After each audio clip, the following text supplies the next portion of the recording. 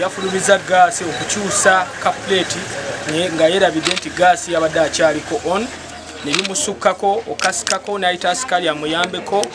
In that process Ggaasi na explodinga n'akuba ekitundu n'akosebwamu n'abayizi.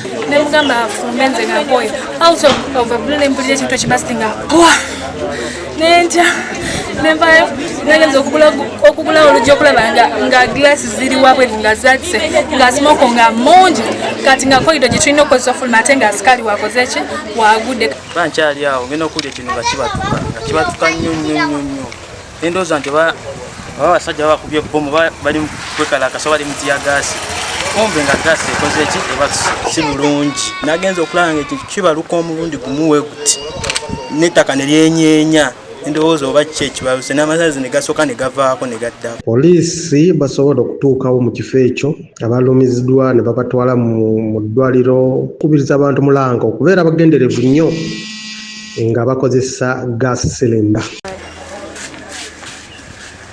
Download the app on App Store or Google Play Store now. Vision Digital Experience, the future of media.